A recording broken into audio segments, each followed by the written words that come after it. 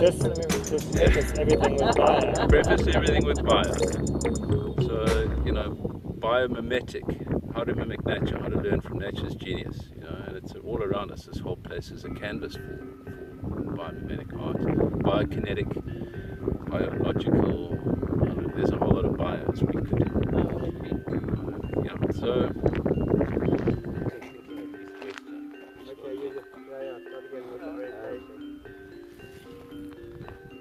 So that's then west, yeah? Yeah. West-ish. You got a feature here which you can't, so there's a view line. You know, this is an amazing spot because you can see that whole north range. Yeah. So that view line opens up. Yeah. So because you're on the watershed, this spot is absolutely 360. Yeah. All of this. Yeah. And you really make something. Yeah. You know, so this is the hub. This is all the partying Yeah. and stuff's going on around here. Yeah. And the things. And there's maybe the back, you know, there's a view Opening up. a vista line here that we Yeah. through it, like to, There, yeah. you know, anchor it on that Yeah. Tafelberg over there, One there whatever. and one there. Yeah. Yeah. Team camp. Yeah. And then the village, the kind of town, you know, this scale, literally, two bubbles, Yeah. there and there, that's bigger than we had on the other side by far. Totally. Yeah. Yeah. And what's nice about these is they're on the east, and they kind of, you know, if they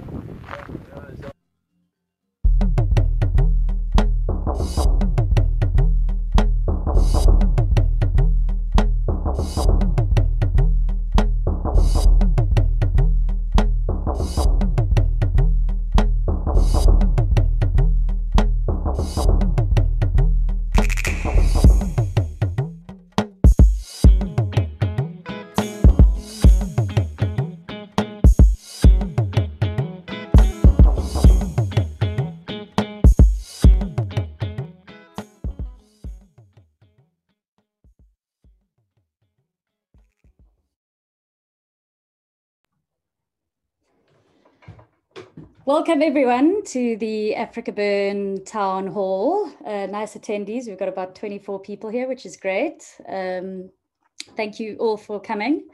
I'm just going to run through the housekeeping, just sort of how we're going to interact on this webinar today, or town hall today. The best way to view the webinar, in my opinion, is to view it in gallery view, because then you can see the people, you know, everyone who's going to be speaking on the panel. And to do that, you just need to click on the top right-hand corner where you'll see view, and you'll be able to select gallery view. Sometimes on older versions, it's not view, it's got like 9 little dots in a square. But yeah, if you can just go to gallery view, that'll be nicer for you, we think. Then in terms of chat, we've disabled the chat just because it's easier for us to manage on this side. But please feel free to use the Q&A function. So that we'll be able to receive your, I told everyone, we'll be able to receive your questions via the Q&A function. And if you would like to ask us a question directly to the people, the AfrikaBurn team, then please use the raise hand function, which will then allow you to speak, and you can ask your question directly to the AfrikaBurn team. So there's two functions. You can write your questions, or you can put your hand up and actually ask your question to the team. All those little mechanisms can be found at the bottom of your screen, at the bottom panel. I think if you're on your telephone, sometimes it disappears. You just need to kind of hover down there and you'll be able to find the raise hand function and the Q&A function. And finally, yeah, no, that's it. I'm going to hand over to the rest of the team.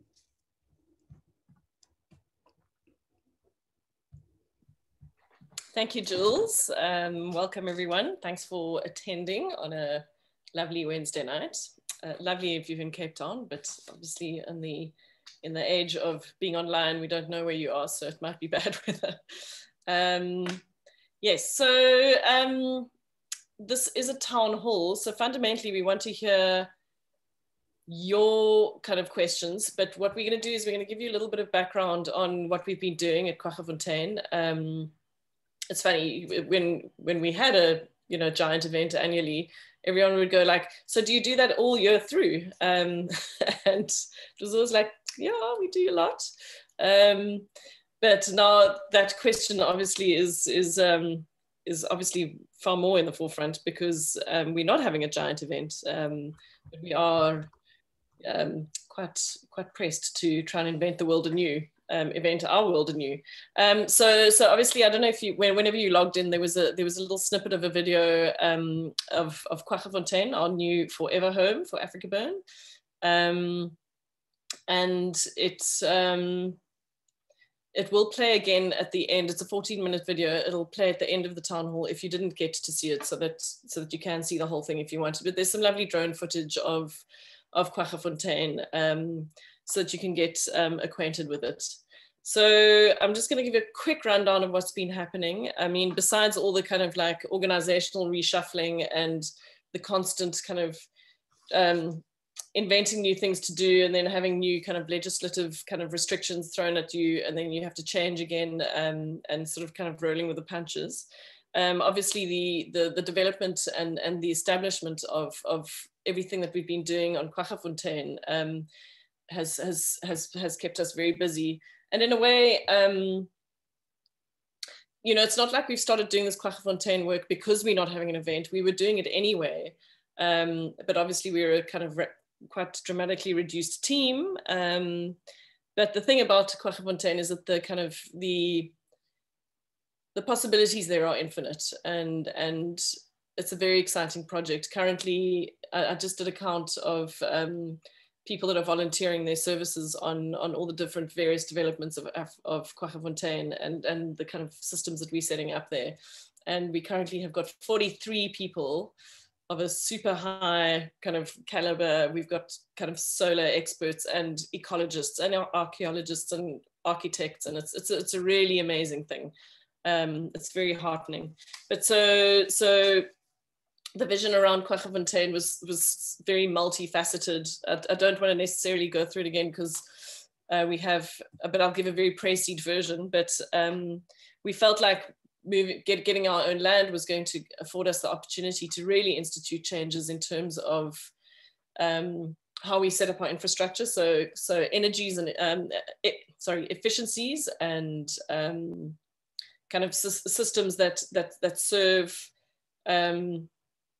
a more idealistic thing, which is having circular economy systems. So having being able to process all of your fabulous burner shit into human manure, turning those into seed bombs, doing our not having to reinvent our kind of storage every year with DPW, having DPW on site for a shorter period of time, but also very importantly, enabling our community. So, and not just the AfrikaBurn community, but the community in the Tankwa Basin who are direct neighbors. So those are all projects that are underway. So storage for the creative community, places to build works when they are able to, or to do semi-permanent works through the year. And also just going to Tankwa in a time that is outside of the event. So that's very broadly kind of what the thinking was. And forgive me if there's a piece that you feel very strongly about, which I haven't covered, but I'm trying to be short about this. So we've got our solar solar development coming in. We're going to be instituting wind and other kind of forms of power as soon as we have more funding to do it. Currently, we have a bit of lottery funding to be able to proceed with the solar aspect of it, because they specified that specifically in our funding agreement. We have our first eco restoration camp, which we are doing over the Easter weekend. It's very experimental, but there was always an ideal to do ecological restoration on that land, which the whole of the Tankwa Basin has been ecologically denuded through the years through overgrazing livestock, which was a thing from the kind of the 30s when farmers were incentivized to keep livestock, whereas actually the Tankwa used to just be under wheat.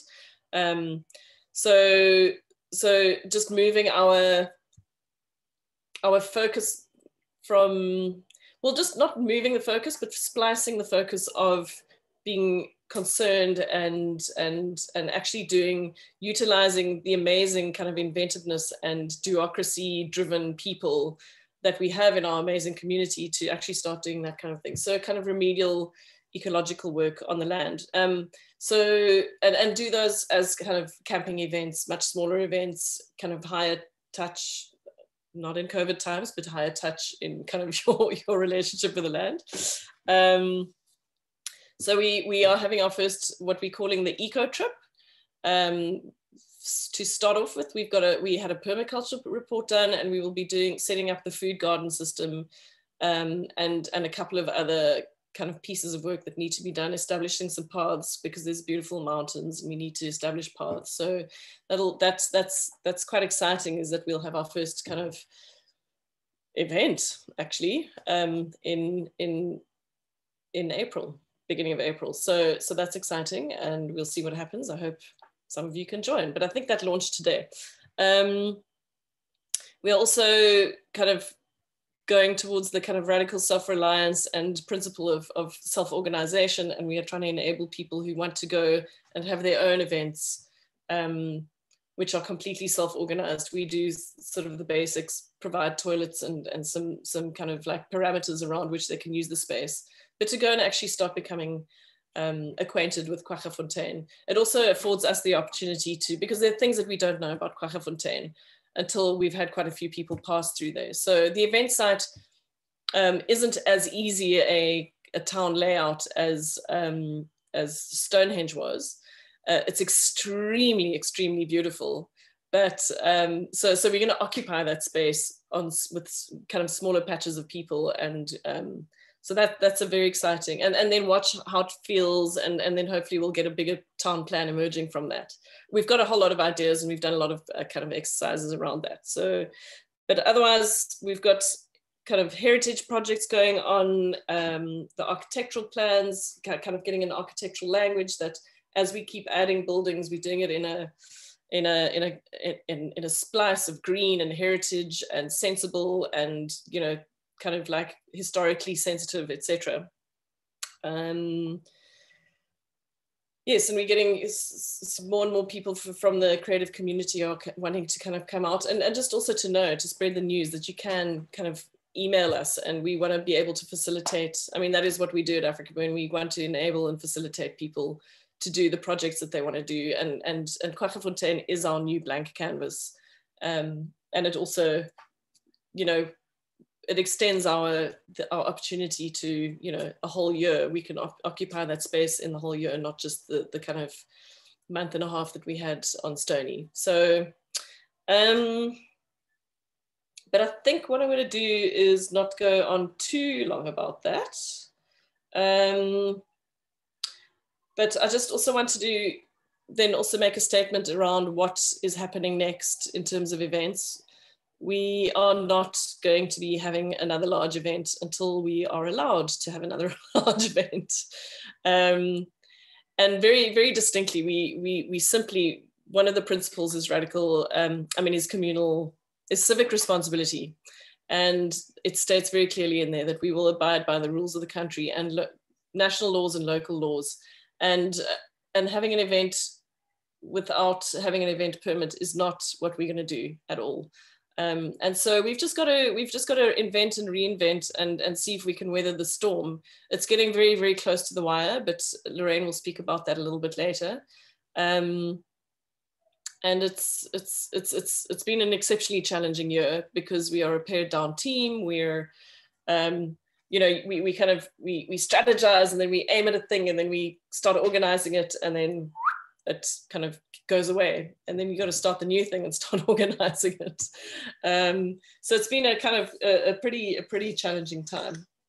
But yeah, we've always navigated the line between what we are and our principles, you know, the radical expression, the radical freedom, all that kind of stuff. But we've also the gift that the organization, which is the human scaffolding that holds up that moment in the desert, that experience that is such a portal and an important moment for people to leap through, and opens all sorts of things for them. Always just a really happy time. And that the navigating the difficulties between what the default world presents and the space that we do away from that. Is that you probably don't read that there's all these things, but you know, if you had an injury, there's actually systems to catch you. If there's you know, there's all sorts of things that are happening in the background, and they're meant to be invisible because we don't want them to affect your experience. But those are the things that we are having to navigate at the moment, and particularly around the COVID and the time of pandemic. And we will, I'm actually making a very clear statement, is that we will be responsible about that stuff. So yeah, I don't know, Lorraine, do you have anything to add? No, not to the part about legislation and those kinds of things. Yeah.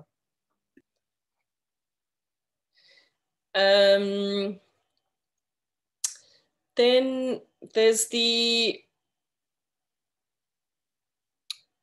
town-based stuff that we do, i.e. that we have our office in Salt River in Junction Hotel.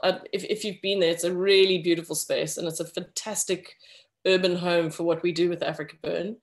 And our landlords have been incredibly kind in giving us a massive reduction in rent. But we also have lost one of our tenants. So what we're doing is we also are trying to pivot that space and use it. So there are fundraiser initiatives using that space, small gatherings. There's going to be a storytelling event in, I think it's April. And there's going to be a fashion show. We've got a small gallery up where we're doing an art auction. So kind of like trying really hard to kind of just keep that momentum going and build snowballs into the kind of and the lovely thing about small events is that they really are, they can be as lovely as a large event, you know, and they also are gateways into the community. So it is an opportunity to be able to spread, like we have done with Streetopia in Observatory and in Johannesburg. These are events that have been really good at pulling people into the community that actually weren't involved in the first place. So yeah, so I suppose this is just a call and a piece of information to say that it really is possible for us to enable urban kind of things. Well, if you're in the Cape Town area, but we also have networks in Johannesburg elsewhere. Yeah. So Lorraine, do you want to go on to where we are financially? Yeah, sure. I'm just going to take people through a couple of basic numbers, and I'm going to do that with a little bit of a slideshow, which our brain, Brian Palmer, who is our new comms lead, pulled together very quickly for me. Thank you very much. So I'm going to see if this works.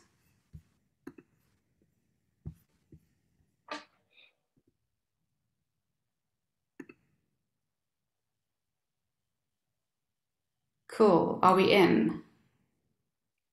Okay, so basically, as I'm sure most of you know, we finished our financial year at the end of July with a bit of a hole in our piggy bank.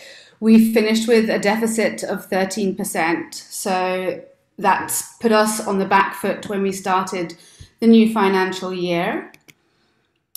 What we have done is we've looked at how we can really reduce our costs during this time when it's complete unknown, when we don't know what's going on. And we've managed, based on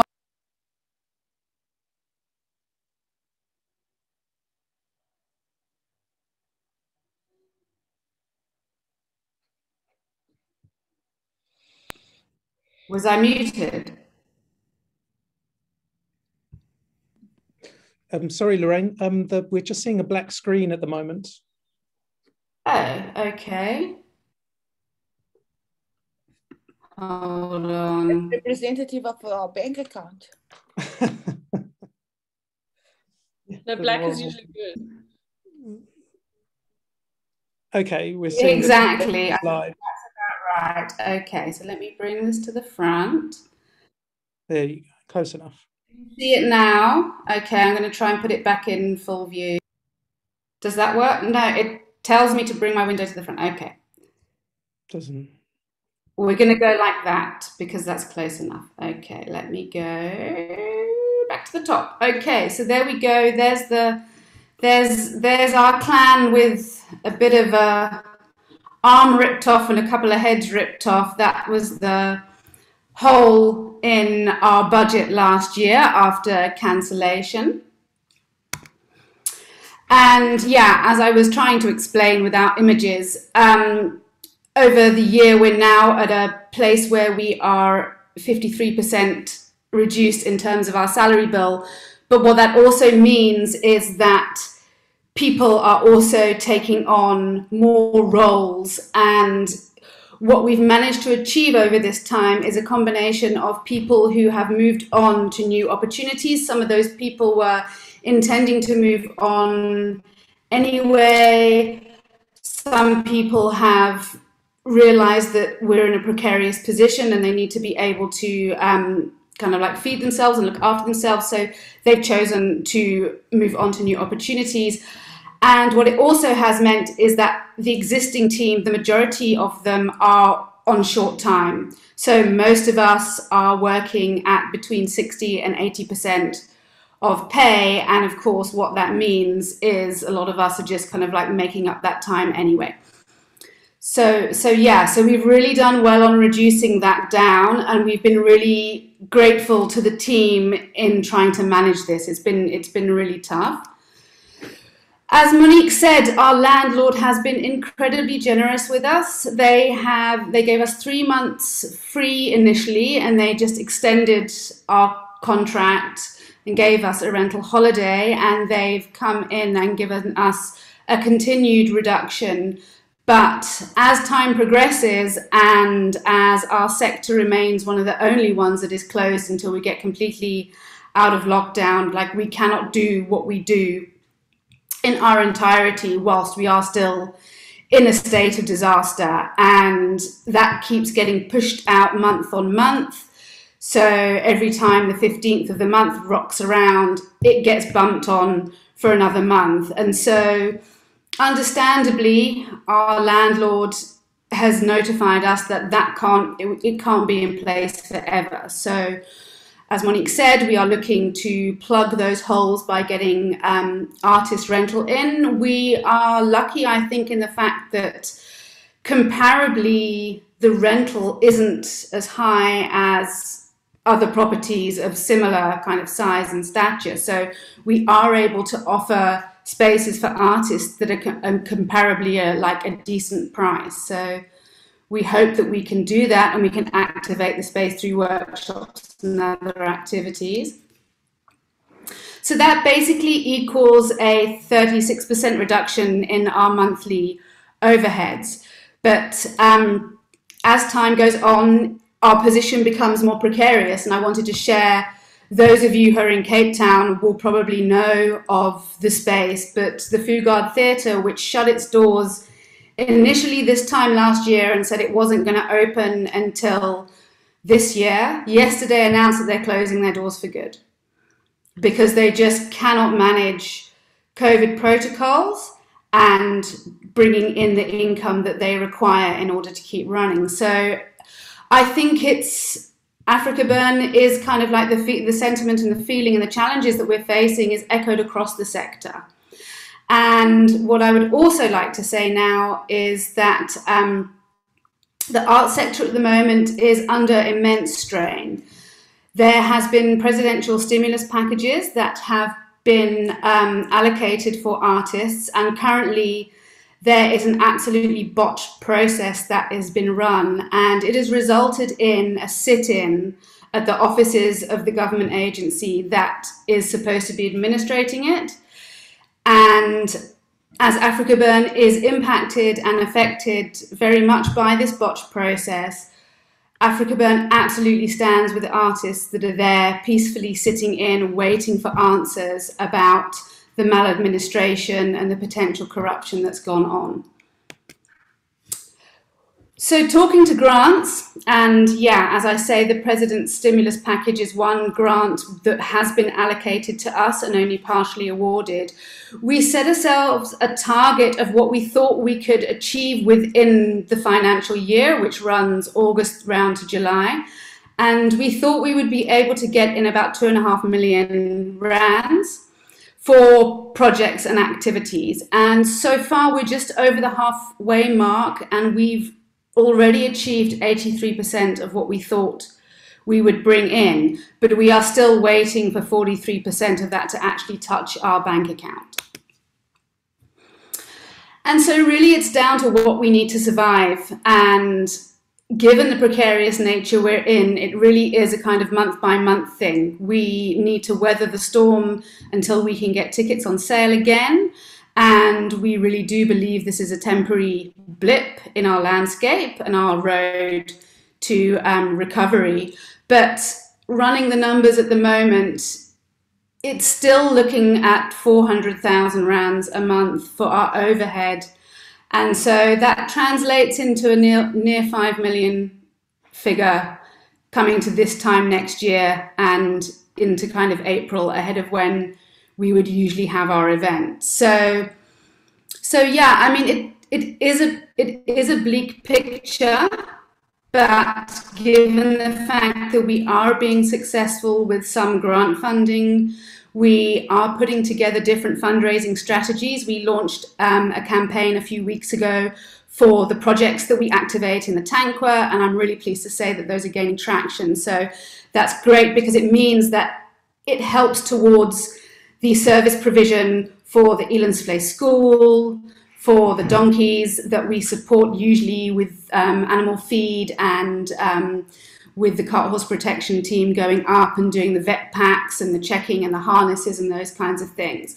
So that's really great. So we're gaining traction with that, but it still presents a challenge, and it's difficult to kind of like say, oh yes, when we gather in the dust again, because one of the things about AfrikaBurn being the scaffold, the kind of the AfrikaBurn team and the AfrikaBurn organization being the scaffold of the community and the movement that is AfrikaBurn, is that if we end up in an ESCOM situation of completely shutting down, it's going to be very difficult for us to ramp up quickly. So there's different elements here at play and different challenges that we're trying to navigate in terms of how do we make sure that we remain the resource for the community. And I think it's fair to say that we never kind of go off. There's never an off period. We're always assisting artists, and so if it's getting things to Quaggafontein, citing the containers, those kinds of things, there's always stuff in development and there's always stuff in preparation. So that's the kind of balance that we're trying to manage at the moment. And I think that's it, so I'm going to leave it there. Thank you, Mons.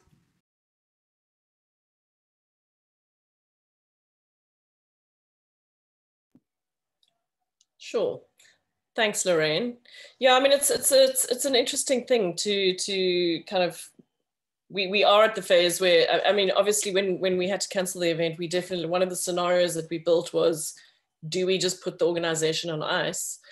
But at the time, obviously, we didn't know that the lockdown would remain for so long. And certainly, as Lorraine said, that the last thing that's going to be allowed is large scale events.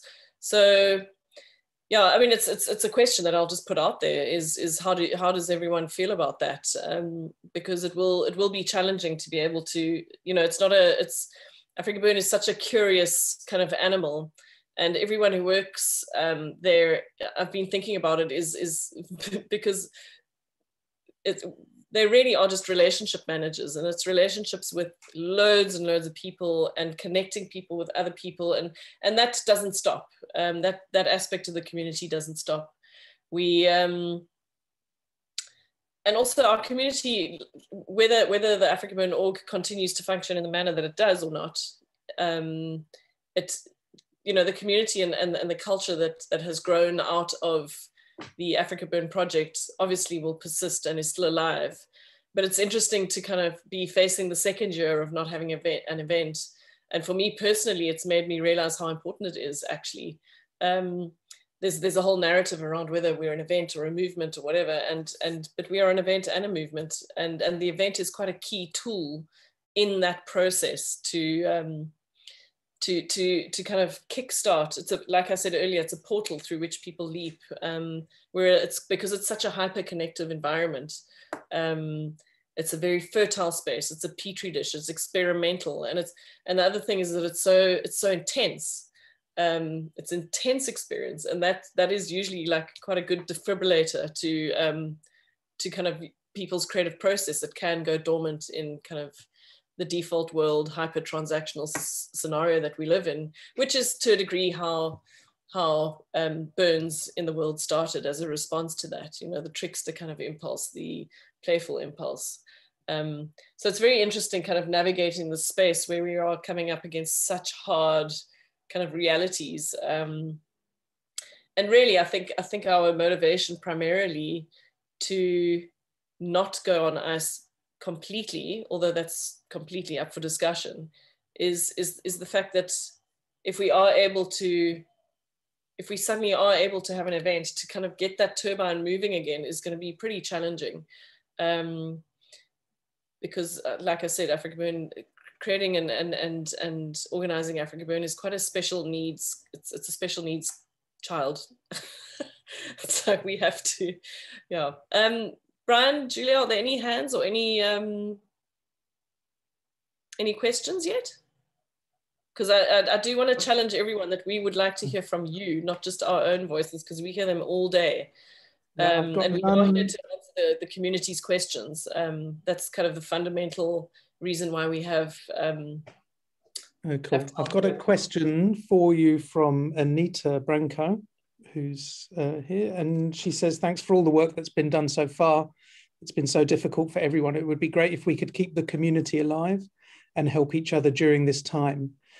Is there any other way that AfrikaBurn can assist artists and event crew during this time? I mean, I'm not sure. Well, I mean, we're open to ideas, but you know, one of the people who is on is Issa, and so we have a very high touch kind of relationship with our artists and kind of constant checking in.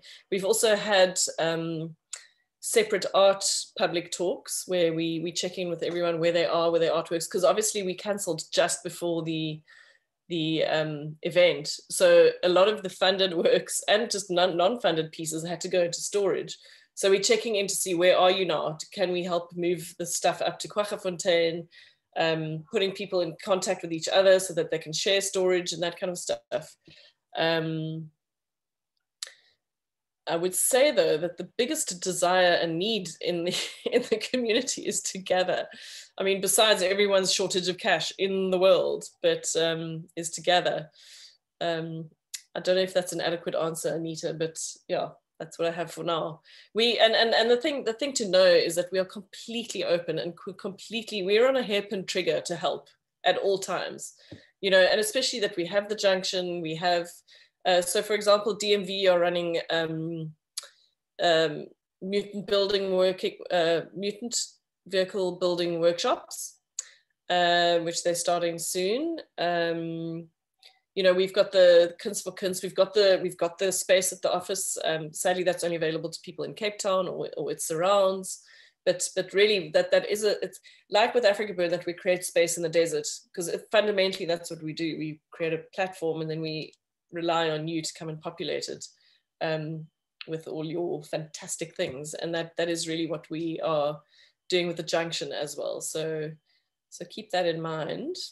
An interesting story is that, you know, the regional network for Burning Man, which we're a regional event for Burning Man, started because Burning Man was in financial trouble at some point. I think it was in the late 90s. And they let it be known, and they were like, well, we may probably be shutting our doors or whatever. But what happened is that these independent people started popping up and starting to do their own little fundraisers, like, you know, regional fundraisers all around North America. And then they would send the money raised to Burning Man to try and keep it afloat. So it's quite interesting that the genesis of that. So, I mean, I keep thinking, you know, we can go back to the cake sale. We can, you know, we could have a hedonistic cake sale. We can have, you know, there's no limit to what we can do, especially when you've got a bunch of creative and playful and lovely humans who are involved in your community. We also have been continuing the online events. So there's Homeburn, which is coming up again. We did Homeburn, which during the weekend that would have been Quaggafontein 2020, which was great because we were all in hard lockdown. No one could move, and which was a highly emotional kind of weekend. But there is going to be a Homeburn this year as well. I think a slightly different format. And I think, so the aim there is to kind of bring your burn ethos into town, which has always been a project, but kind of like doing Tutu Tuesday on Tuesday in your normal environment, you know, White Wednesday. I can't remember what Thursday is, it's leopard print or something. And inviting people to submit that kind of content. Brian, if you want to speak more to that, or Tim, please do pop. But I don't know where the actual information on Homeburn lives at the moment. I know that a whole lot of kind of group mails have gone out calling for content. So those things are happening.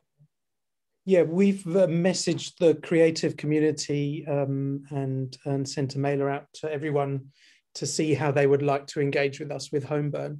And I think, yeah, what we're really trying to do is to try and bring the community back together. We can't bring everyone together in the physical space on Quaggafontein, but we can try and do it virtually. And we just want to kind of rekindle that fire and remind ourselves, I want to wear a tutu on a Tuesday. I want to, you know, eat green pancakes, which no one else had when they were at the Burn, kind of thing. You know, I want to live that experience again, to remind myself of how important it is. And, you know, the online world isn't necessarily as satisfying as the real world or the world that we create at the Burn, but I do still feel it's a great way for us to all kind of reconnect and remind ourselves of what brings us together as a community and as artists, and that we can still create art and be creative without necessarily being physically on the ground.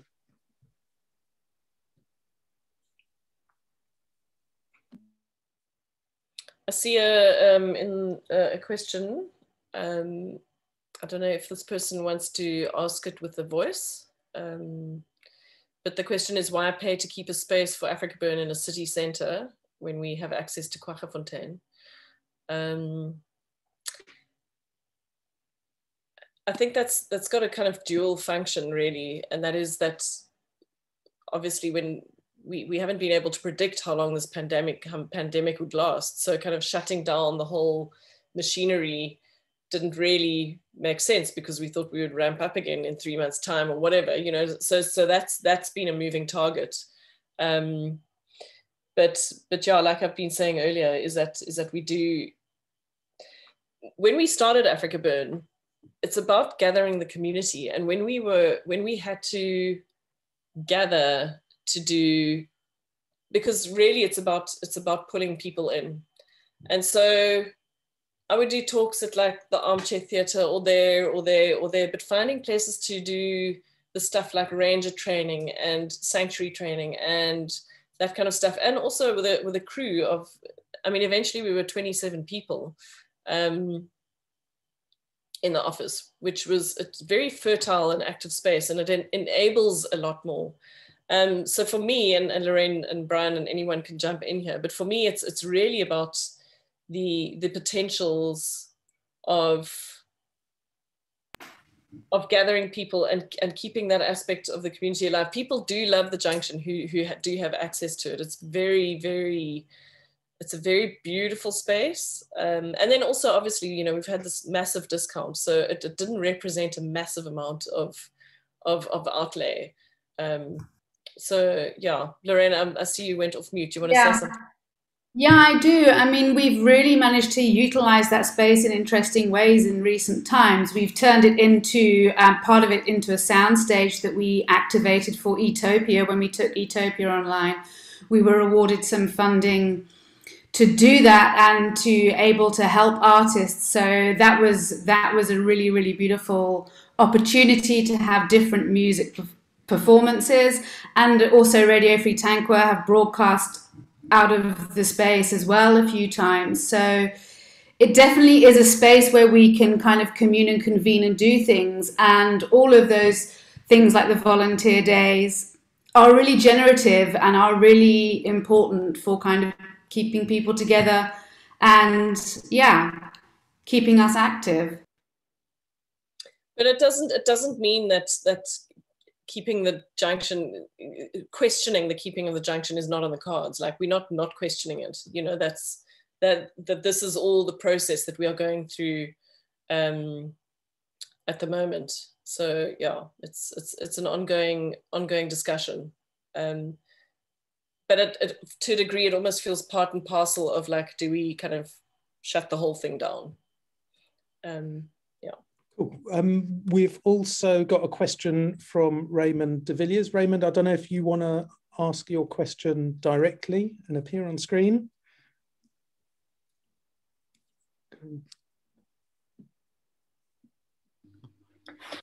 Hello everyone. Sorry, I have a very noisy dishwasher, so I hope it's not too much in the background. Field trip was scheduled for kind of now, I think before things just got all cold and wet and the whole lot. And again, assuming that's not going to be happening, it was, however, a really exciting concept, particularly linked to field trip and stuff that happened with Burning Man, moving to a new event or new location, the whole lot. So understanding the logistics challenges, or maybe that's the question. Are there logistics challenges? If lockdown gets lifted relatively soon, is field trip still on the cards for later in the year? Or is that seasonal as well, depending on weather with Tankwa? What are the dynamics that are influencing a yay or a nay for field trip? So firstly, it would be amazing if we could still do field trip. So what's influencing a yay or a nay is, so the date-wise, we can do it whenever. You know, I think that it would also be fine for people to experience the desert at a different time of year. When we first started AfrikaBurn, the first event was in November. Then the second event was in October, and then the third event was in September, and then we flipped over to April, the end of April, beginning of May, because we'd done some research with the locals there, because the weather was so dramatic. Oh my God, it was so hellish. And the days are long and you're just exhausted and the heat just batters you. I mean, like 10 times more. And the wind is harder and the heat is hotter and the cold is colder. It was just crazy. Which was, I mean, it was great. You know, it's important that it rubs up against you. But we then spoke to a lot of the farmers in the area and we said, which is the best time of the year? And one of the answers was like, come in April and May, the weather's so lacquer, it's scary. So that is why we moved to that. But it really doesn't mean that we can't. So even in our last ops meeting, we discussed that if miraculously hard lockdown and everything was safe and those restrictions got lifted, We would love to aim for a field trip in the October period, September, October, that kind of thing. It would be really amazing to be able to do that. And I think that it would have a great, it would definitely help with a little bit of financial recovery. Yeah. Lorraine, do you have anything to add? Only that we've done quite a lot of the desktop exercise on field trip, because we were really, like, when we finished up in December, we were really kind of gunning for it, and we thought that we would open up again in January and just be able to just start flying with it. So we've done a lot of the work on that. We've done a lot of the budgeting, those kinds of exercises. So yeah, I mean, we should be ready to go should the government indicate that they're running the science and it's looking positive. So yeah, we would really love to be able to host something like that this year.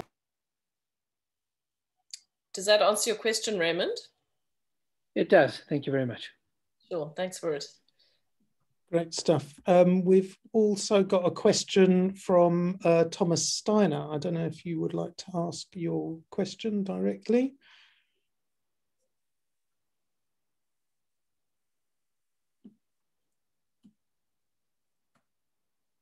There you are.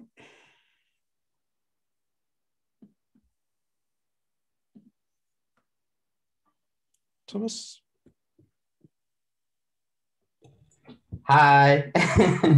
Okay, now it works. Are there plans for a competition for building sustainable structures on Quaggafontein, like what happened at Fly Farm for Burning Man just now?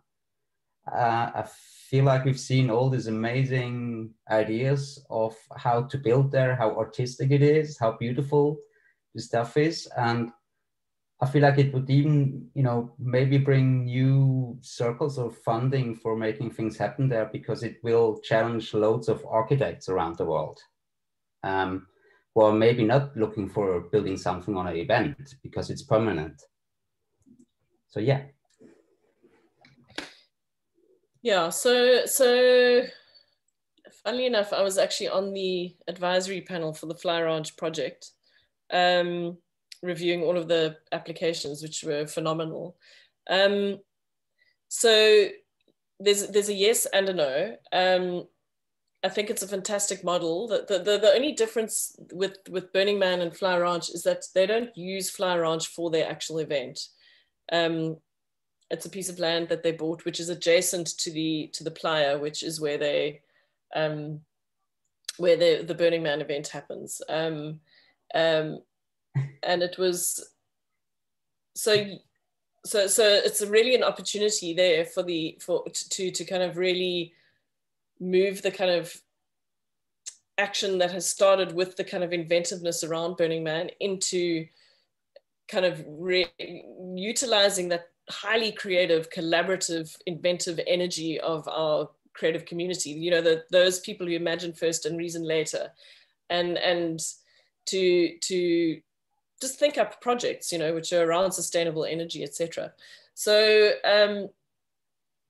the no part for us is that currently our capacity is really, really challenged. So what we are doing is that we do have a list of things that we need and would ideally want at Quaggafontein. And we have a panel of volunteer architects. We've got green architects, we've got inventive architects, we've got heritage architects, all that kind of stuff. And so when we are able to get funding in to innovate on those elements that we need to build on that site, they are inputting on that. So, and by the way, the door's open. If anyone out there is not even an architect, an engineer, whatever, please do let us know. So we've been plugging a lot of people into that. I would say that kind of ideal around the Fly Ranch project is something that we would love to be able to do further down the line, but certainly we would not have the ability to do it right now. We are really, really struggling to just do the day-to-day stuff. And like so Lorraine said, we are all on shorter time in terms of pay, but that doesn't mean we are on shorter time. In fact, we are on double time because, you know, there's a much smaller crew now handling most of everything. So, and a lot of it is developmental work, which is by definition takes a lot more energy to overcome the inertia of getting those projects going. And especially when you don't have any money to kind of just pay for these things, you know. So basically, you know, there's been we've applied for a hell of a lot of funding. We're doing a hell of a lot of work in terms of policy around what kind of activities we want to allow on Quaggafontein. So there's a whole project around that. We're calling it decommodification on Quaggafontein parameters, because we don't know, again, we you know, it's an open space and we're inviting people to propose things to do on that site, but we're going to need to make sure that they are in line with our principles. Which is just the right thing to do, but it's also actually part of our agreement with the Mapula Trust, who bought that land for us, or gifted us the usufruct. So yeah, there's a lot of, I think it would be fantastic to do that. I just don't see it happening right now. Cool, thanks. Cool, thanks, Thomas. I've got Angelo in the queue, but I'm going to push Johan Forster in first because it relates to what Thomas was talking about, and then we'll get to Angelo. Johan, I don't know if you want to jump in here. Yeah, just a quickie. It's just, you know, I've witnessed over the years parts of the bush being developed like that, where donors would climb in and build infrastructure on behalf of a commonality, and that would have a gradual, well, a use pattern for a fixed amount of time, and then it kind of fades away. So the infrastructure is a means of raising the finance to almost get over this current stepping stone with huge financial shortfall. Now, again, it kind of ties into the previous question from Thomas, you know. I in a sense agree with Monique, what she said as well. I don't think there's need to build a flower ranch now, but I think there's room for a dialogue around this potential, because, as I said, people I know would say they're already spending money on a holiday home, and they'd rather actually, this experience has become so important to them, they would rather commit to 10 days here. And with that comes like a whole budgetary discussion, is what I'm saying.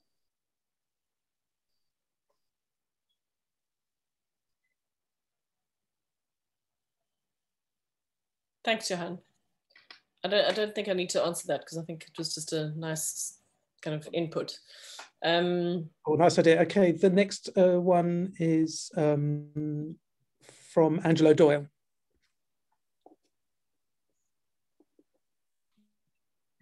Hi, greetings team. Thanks once again for all the insight and the work being put in. If I look at organizations like the kibbutz that's actually out in Israel, and if I look at how this desert lifestyle becomes a daily living, is this something that AfrikaBurn could look at if we look at the current food garden project that is starting to be implemented to create sustainability food within the Quaggafontein area?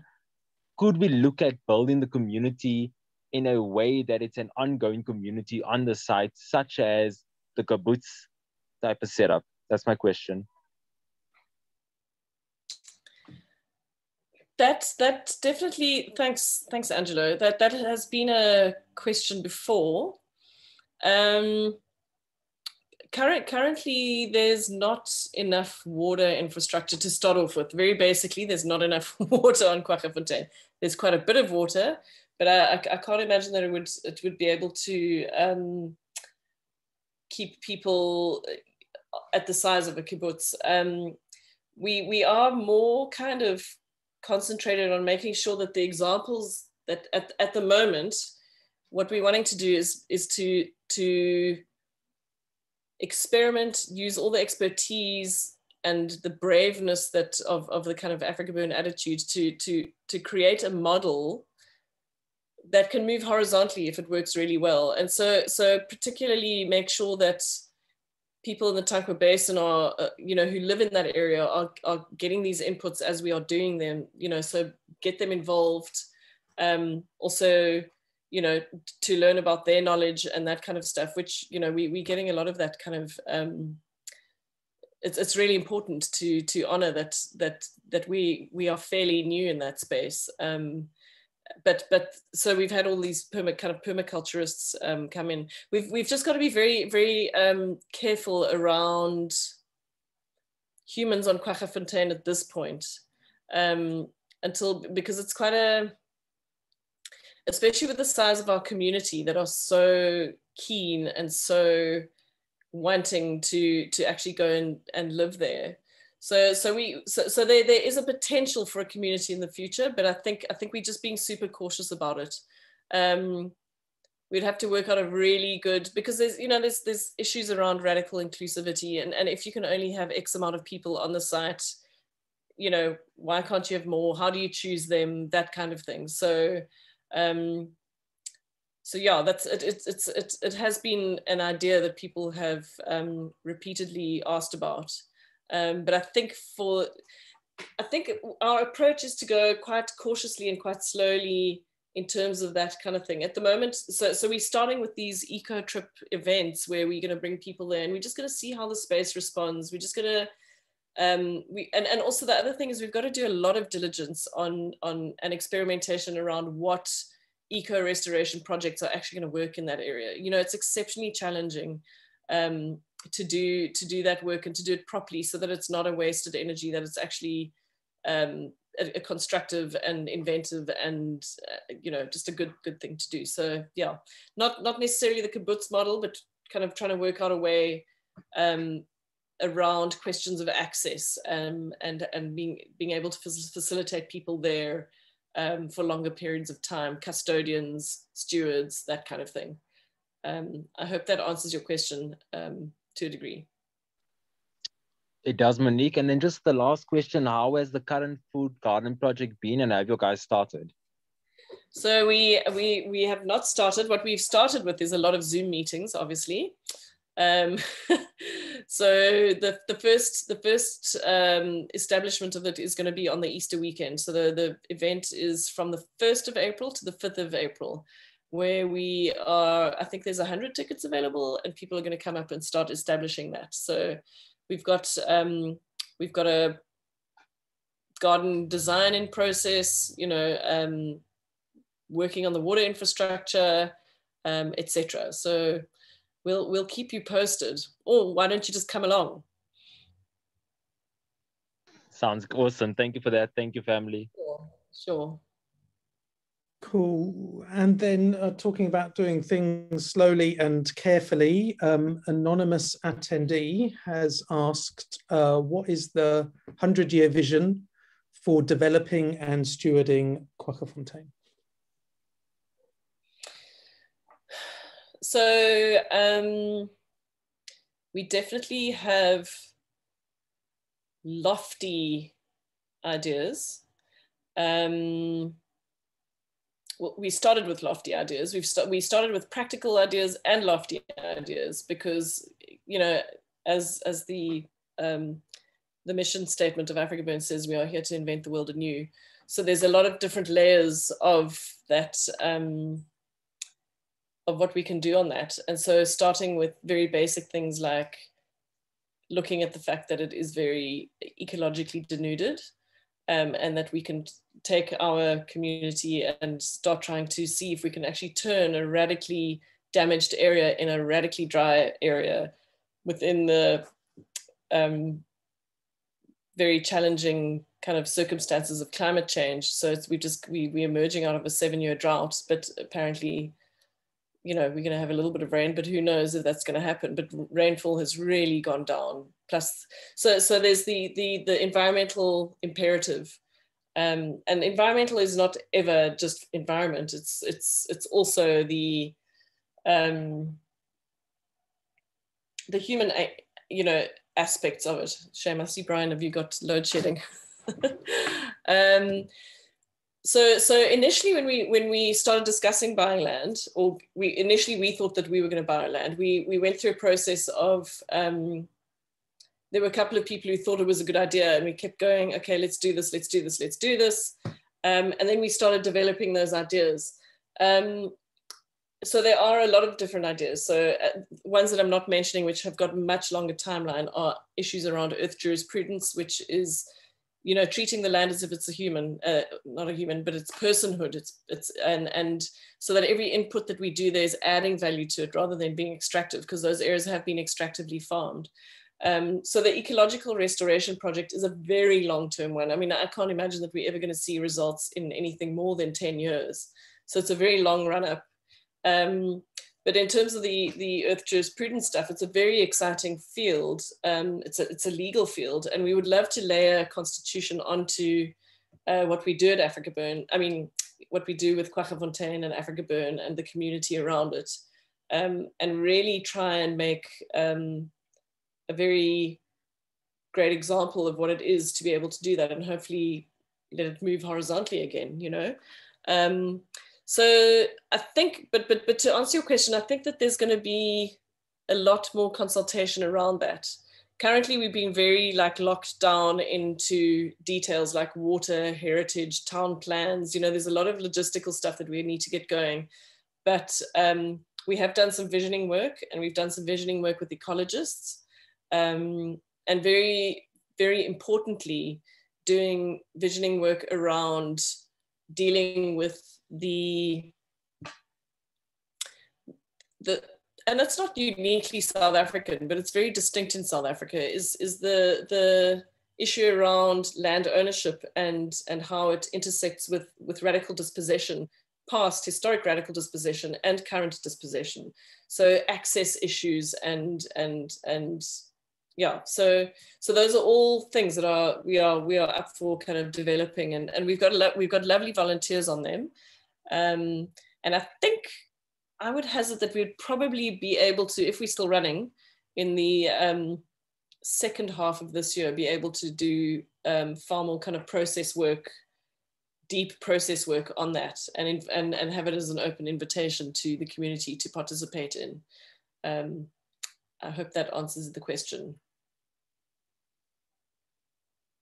But yes, again, imagine first, reason later. It's really important that we can be as idealistic as we can. And I mean, our idealism always has its root in pragmatism. So obviously these things we've got to be able to do them, but it's really important that we do that work, because otherwise what is our relevance in the world? And I don't for a second think of Quaggafontein just as an event venue. It's definitely not that. It affords us the opportunity to really splice all of the idealism that where the taproot of AfrikaBurn or Burns is, and spread it out and actually move it beyond the event into everything that we do. So it really does open the possibilities. So there's not actually a proper 100-year statement, but we will get there, and I hope that you will participate. Cool. We don't have any more open questions or any electricity. If anyone wants to ask a question or read a ghost story, just type it in the Q&A.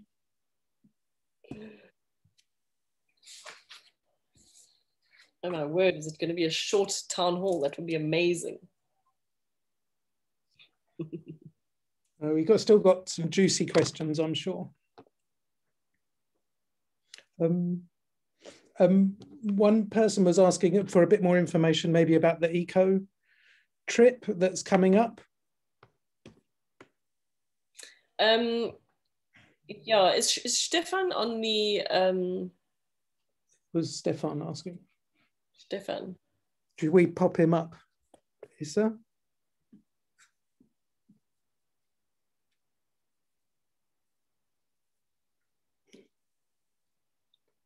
Stefan, are you still in Quaggafontein?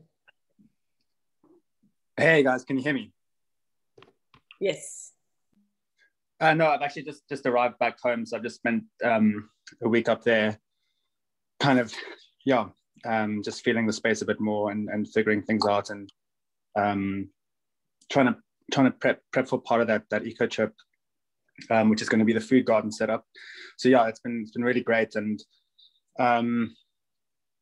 yeah, I just thought maybe, you know, we could possibly go into it a little bit more, seeing as ticket sales are about to go on. I don't know if there's people still on that might be interested in hearing about, like, you know, the other aspects of it. Yeah.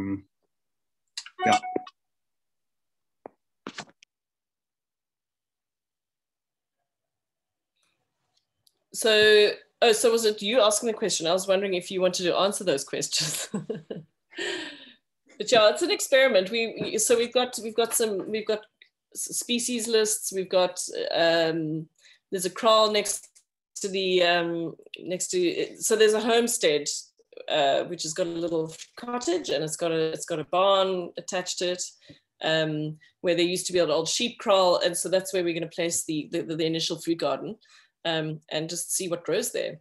But yeah, again, it's going to be event based. It's experimental. You're going to be doing 50% kind of hard labor and 50% happy time. I believe there'll be a mirror ball and a sound system, you know. But there's a lot to do on Quaggafontein, and there's a lot to explore. It's 10,000 hectares of very vast and inspiring beauty. And it's just, I mean, that's the thing about Burns, is that actually the thing that makes us feel so great is actually laboring next to each other. It's like, you know, hard labor next to each other is a great way to kind of galvanize relationships and not only with other people, but with yourself and your abilities, etc. So let's see if it's yeah, it's like I said, it's experimental. We'll see what happens. But I hope that it's successful. You know, for many years we've been actually buying our vegetables from a farm in the Tankwa area. It's kind of more up against the escarpment, and they produce fantastic vegetables which we buy from the local farmer to our DPW kitchen. So it is possible. So because the thing is that you've got to try. We've got to see if we can do those things. So yeah. Brian, do you want to input anything there?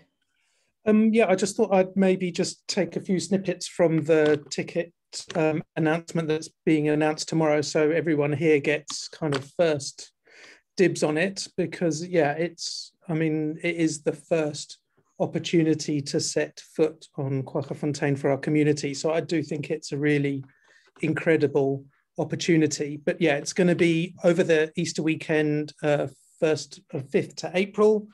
And across the 5 days, they're going to be establishing a food garden, learning about permaculture, and really getting involved in setting out what the future of Quaggafontein is going to be from the ground up. So it's obviously guided by the 11 principles. There's loads of different ways to get involved with it. You know, it's not just whether or not you can hold a shovel, music, performance, art. You know, we really expect it to cover a lot of aspects of the 11 principles. We're limiting it to 100 places, so we expect the places to be in strong demand. So we're kind of advising everyone to commit pretty quickly.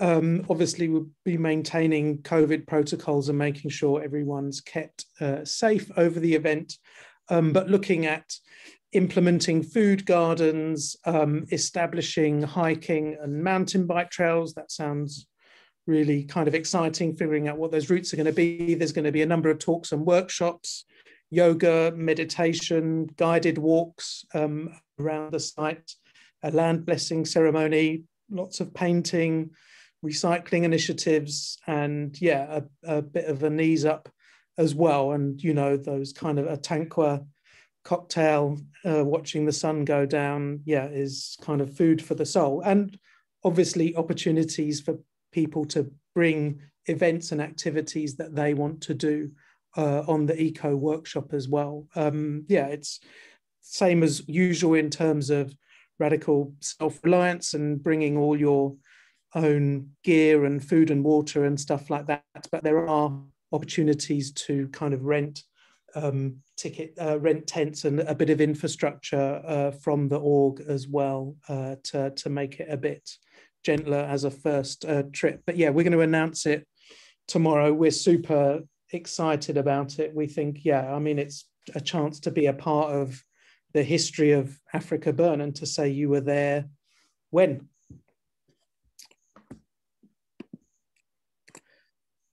Cool. Are there any? Thanks, Brian.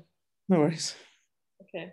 On the Facebook town hall group, there was quite a few questions asked around, and I can't recall them right now, but I have made a statement earlier about it. But in this time of what is turning out to be radical polarization around issues, I just wanted to answer those questions. The person asking them couldn't be on the town hall, so I just do want to kind of deal with them.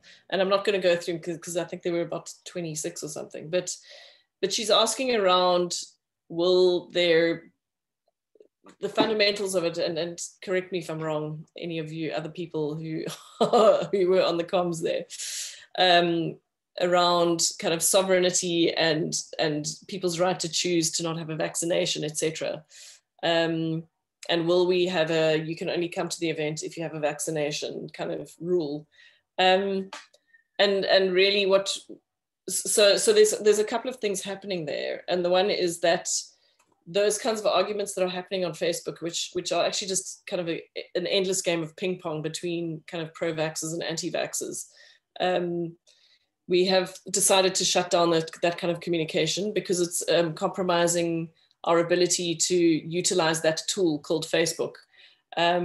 So shutting down those conversations has got nothing to do with our stance on anything. But it's important for us because the vaccination kind of discussion is not the only discussion around AfrikaBurn, and we need to keep that tool alive, that people can have other important discussions around burn culture, what they're doing, and all that kind of stuff. So, like it or not, we have decided to cease and not allow those kinds of discussions to happen. And from both ends, from pro-vaxxers and anti-vaxxers, we're just gonna, if you don't mind, if you want to have those kinds of discussions, they must be done on a different platform that doesn't compromise a useful tool, a tool that we've got 23,000 people on there which are utilizing the tool. So that's the one thing. Then the other thing is around the civic responsibility of, and it also, we are not going to gather in large amounts until we are allowed to, because we have to get an event permit. We will adhere to all of the protocols that are allowed. And we cannot predict what the expectations and stipulations are going to be. So we are just going to run with it. But I don't know, Lorraine, if you have anything to add to that? I mean, I think the only thing that I can add now is that our president, Cyril Ramaphosa, made it very clear that vaccinations wouldn't be mandatory when he and Zweli Mkhize had the first batch that came in. But I mean, obviously, legislation is a moving target. And one of the things that he did institute was the compulsory wearing of masks in public spaces, and that is law now. So we can really only be guided by the numbers, by the choices that the government makes based on the science that comes out, that kind of thing. So as Monique said, we wouldn't be able to get a permit if we were trying to do something that wasn't fitting within the current legislation. So, and to add that I think it would be very difficult until all of South Africa has been vaccinated or has had the opportunity to receive a vaccination to tread into the territory when we're questioning whether people have chosen to have one or not. And I don't think it's something that we should be even debating or considering. It's not really an issue until we know what event permits are going to require.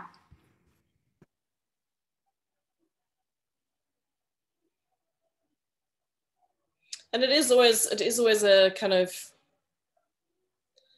a challenge when, and I understand why these discussions come up, because obviously, like, you know, one of the interpretations of what AfrikaBurn does is, you know, to buck the system, rebel, whatever. But we absolutely, as an org, undertake to do what legislation requires, and we have done that since inception. Because there's too much at stake. There's also communal effort. There's civic responsibility. There's, you know, and there is a dynamic tension between the principles. You know, so your radical self-expression hits up against my civic responsibility. You know, that those tensions are just exist in the world. And I suppose when people feel so, you know, not people. AfrikaBurn's not a rational thing, you know. It's quite an emotional undertaking. It's a passion thing, whatever. So people can feel very passionate about it. But that is the thing that we as the organization, as that scaffolding that we were both talking about, we're not going to compromise where we are by doing that. What we are doing is enabling people to go in their pods and self-organize onto that piece of land. And who knows when we'll be able to have an AfrikaBurn style event again, the large one. I'm hoping soon, because I miss it, but we have to just deal with a very, very weird scenario in the world. Yeah. And I would dearly love to see people and have stinky hugs rather than squares on my screen. Having said that, I'm really grateful to have squares on my screen. Yeah. Any comments that anyone wants to make? It doesn't necessarily have to be a question. It can also just be a comment.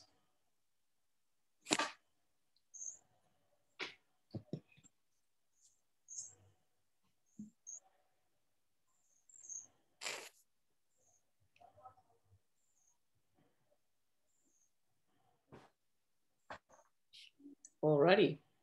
All pretty quiet. Yeah. It's all quiet on the rest in front. If you have any ideas around fundraising for us, let us know.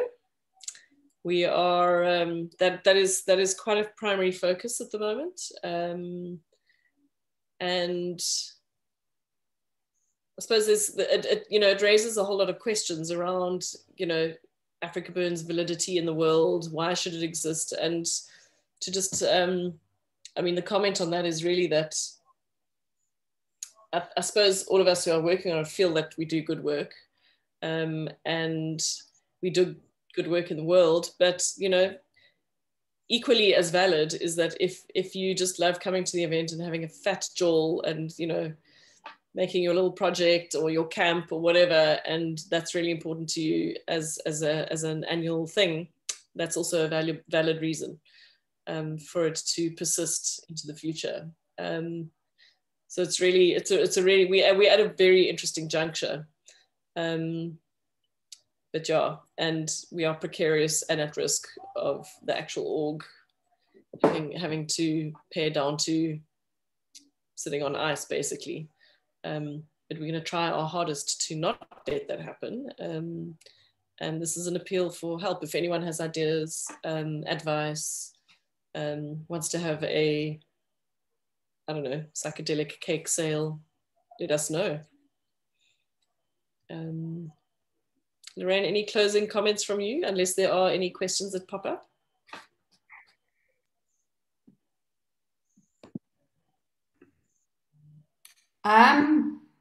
Just keep well, stay safe.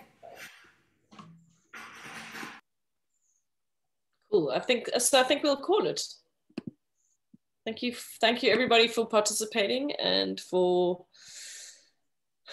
attending and for the background work, everybody, and we hope to see you soon. And remember that all of our channels are always open. Emails, Facebook, you know, Instagram, everywhere. Just call us and we are there.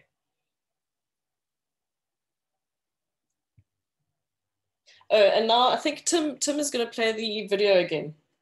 The Quaggafontein video, if you want to watch that, that's going to be 14 minutes long. It just gives you an idea of what the space looks like.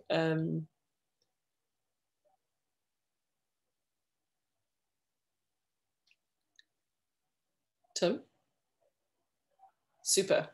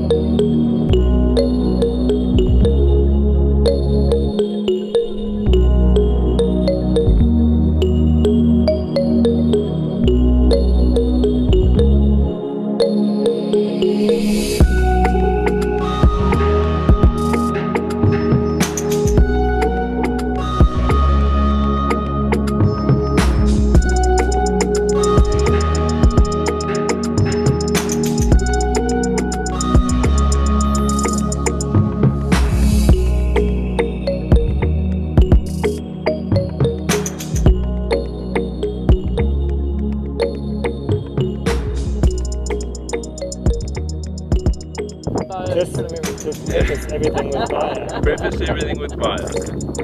So, you know, biomimetic, how to mimic nature, how to learn from nature's genius, you know, and it's all around us. This whole place is a canvas for biomimetic art, biokinetic, biological, you know, there's a whole lot of bios we could do. Yeah, so